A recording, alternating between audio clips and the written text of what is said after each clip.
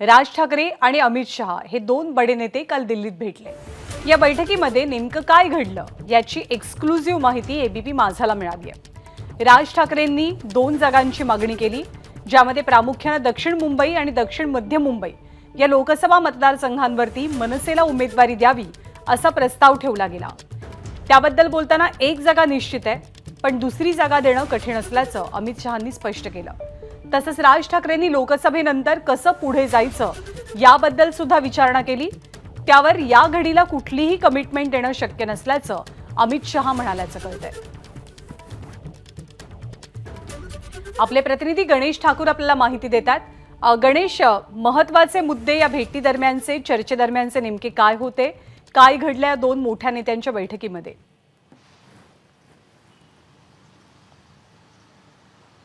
हे पहा, राज ठाकरे अमित शहांना भेटण्याआधीच महाराष्ट्रातील बड्या नेत्यांना भाजपच्या भेटले होते। देवेंद्र फडणवीसांना 1 ते 2 वेळा ते भेटले आणि त्यांच्या भेटीनंतरच राज ठाकरे हे दिल्लीला गेले आणि अमित शहांची भेट झाली। आता या भेटीमध्ये जे आधी ठरलं होतं त्याबद्दल चर्चा झाली, पण राज ठाकरे यांच्या मनातले जे प्रश्न होते ते थेट त्यांच्याशी बोलून सुटणारे होते, ते त्यांनी अमित शहा यांना विचारले।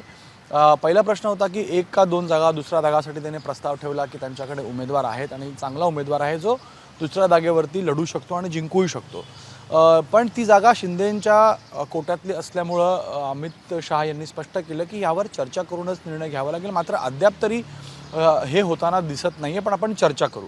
दुसरा मुद्दा होता राज ठाकरेंच्या मनातला, म्हणजेच आता ह्या लोकसभेसंदर्भातला आपण बोलतोय, आपण युती करण्याची चर्चा सुरू आहे, पण भविष्य कसं असेल, विधानसभेला आपण कसं बोलतोय, कसं पाहतोय एकमेकांना सोबत घेऊन। तर अमित शहा यांनी स्पष्ट केलं की विधानसभा देखील मनसेला सोबत घेऊनच निवडणूक लढली जाईल। मनसे जर महायुतीत आलं, एनडीएमध्ये आलं तर घटक पक्ष म्हणूनच आणि सन्मानपूर्वक वागणूक देऊन त्यांना विधानसभेमध्ये एनडीएमध्ये सामील केले जाईल। मात्र अद्याप तरी त्याबद्दल कोणतीही आपण कमिटमेंट करू शकत नाही, कारण याआधी देखील लोकसभेची चर्चा असताना उद्धव ठाकरेंसोबत जी विधानसभेची चर्चा झाली आणि त्यामुळंच जे दावे प्रतिदावे केले गेले आणि त्यामुळंच युतीही शिवसेनेसोबत तोडावी लागली, म्हणून तो त्रास पुन्हा भाजपला करून घ्यायचा नाही आहे किंवा त्याची पुनरावृत्ती पूर्ण करून घ्यायची नाही। यासाठीच आपण स्पष्ट बोलू की आता लोकसभेसंदर्भातलं आपलं गणित आपण मांडतोय, त्याबद्दल चर्चा करतोय। विधानसभेचं गणित कसं असेल ते विधानसभेच्याच वेळेला बोलू, पण सन्मानपूर्वकच वागणूक त्यांना दिली जाईल असं स्पष्टपणे अमित शहांनी सांगितलं।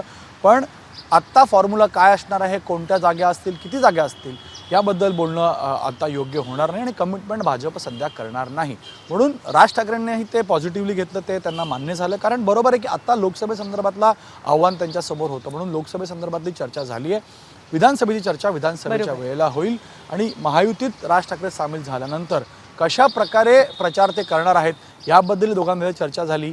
जी चर्चा महाराष्ट्राच्या नेत्यांच्या पातळीवरती होती त्याला पुढे घेऊन जाण्यात आलं या भेटीमध्ये। म्हणून हे 3 प्रमुख मुद्दे की बरोबर आहे, म्हणजे कालच्या या सगळ्यात मोठ्या बैठकीमध्ये किंवा भेटीमध्ये चर्चा झाली आहे ती केवळ लोकसभा निवडणुकीची आणि राज ठाकरेंना मुंबईतली 1 जागा मिळेल हे जवळपास आता निश्चित आहे। गणेश, धन्यवाद या माहितीबद्दल। एबीपी माझा, उघडा डोळे बघा नीट।